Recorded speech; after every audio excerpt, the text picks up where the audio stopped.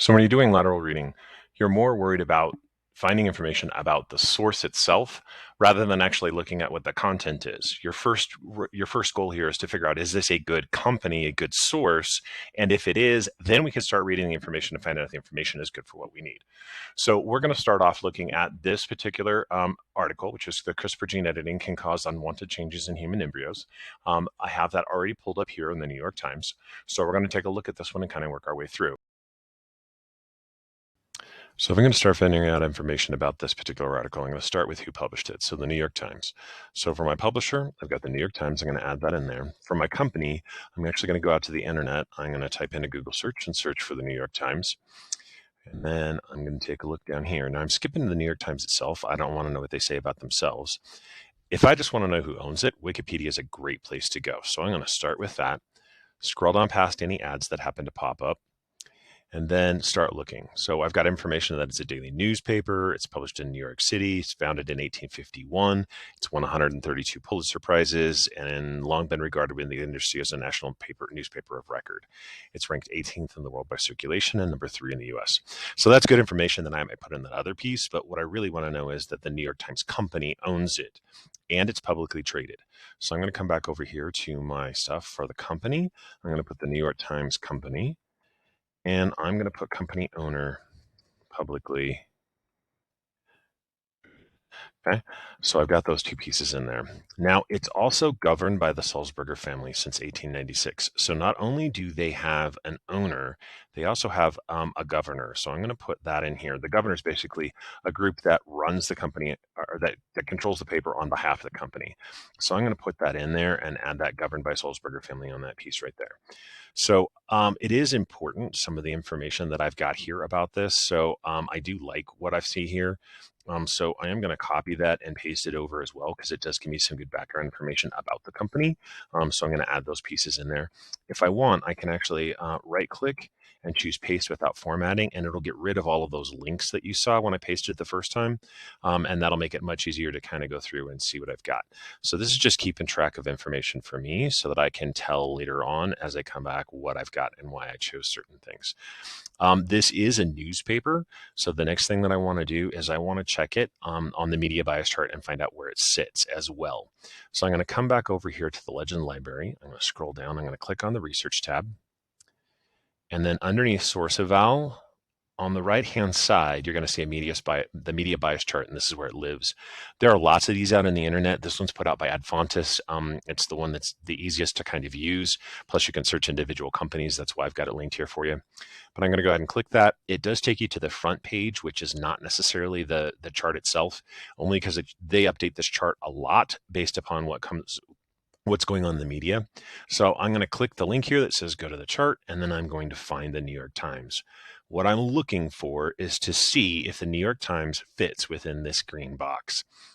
Okay, so the green box is going to keep you in the 3 middle. So middle of the road, skews left, skews right. So in terms of political views, and then it's also going to keep you in either total fact reporting or analysis and a mix of fact and reporting analysis. So these are all good sources. Anytime you start getting out of that green and getting into the yellow and the red, you're going to start seeing issues in what you've got, and you're going to really have to check your facts and against other sources, which is a lot of extra work for you.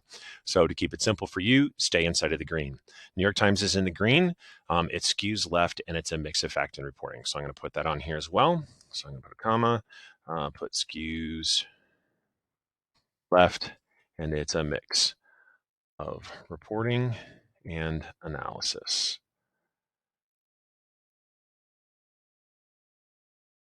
Okay. So pretty much that takes me through the company itself. I've got a little bit of background on the company. I know it's won Pulitzer Prizes, that it's one of the most highly circulated in the world. I know where it sits politically. I know where it sits, that it's a mix of reporting and analysis. I know who's governing it, all that kind of stuff. So I'm good to go. So the next thing I'm going to start working on are the author and the company owner. Now, one of the great things about a New York Times article is all the authors have their bios at the very bottom. So if you'll see, Catherine was a reporter covering science and health. She holds a PhD in microbiology and immunology from Harvard University. So I can actually use this right here. If I want to know more about her, I want to contact her, I could do is use the @ and go and look at that. This gives me basically all the information I need. So I'm going to copy that. I'm going to come back over to my lateral reading sample that I've got in here. I'm going to paste that down at the bottom. And then I'm going to paste the name of the author up here. The last piece that I need to do is I need to figure out who the controlling Sulzberger family person is and find out information about them and see what's going on there. So once again, we may want to go back to Wikipedia and see if we can figure out who is controlling the Sols.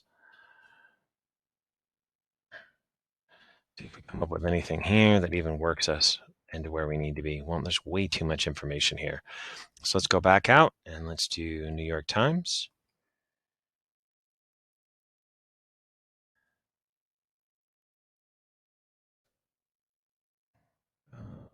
Sulzberger, New York Times. There we go. So we're going to use that one. Sulzberger. Sorry, I'm saying it wrong. And figure out who is Sulzberger, chairman of the company from 1997 to 2020, publisher of the New York Times from 1992 to 2018. You can see all that in here. When I'm looking at the publishing of this particular article and the date that it was put out there, let's take a look at that. Looks like it was October 31st, 2020. So looks like he was still in control at that point. So we can use his information here. So let's see what we get when we go on that. So he's chairman of the board. He was born in Mount Cisco, New York. Doesn't help me out.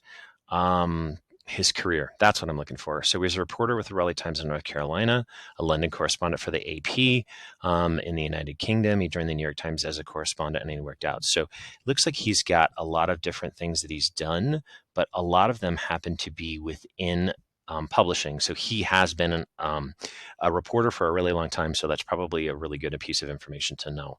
So since he's been a reporter, he probably knows what's going on in reporting and knows what he should be doing. So we're going to take and put this in here and add that to my list. So basically, here's what I figured out. So it's an award-winning newspaper.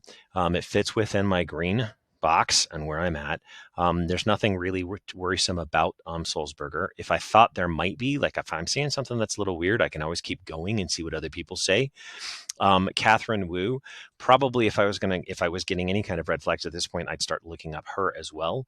But since the company seems to be on the up and up, the owner seems to be on the up and up, I'm not going to do much more digging. I think this is a pretty good source and I'm going to leave it the way it is. At this point, then I could start evaluating the content of the source and seeing if the content of the source is actually something that's going to work for my particular piece and what I'm working on and that kind of stuff. Does it have the facts that I need? So I'm liking the source. Now, this whole process has taken me about 5 minutes. You're going to get really good at this. If you're not doing a video of it, you're probably going to do it in 2 or 3, and you should be able to kind of work your way through your sources really quickly, and then you can spend your time figuring out if your articles are good. So that's lateral searching.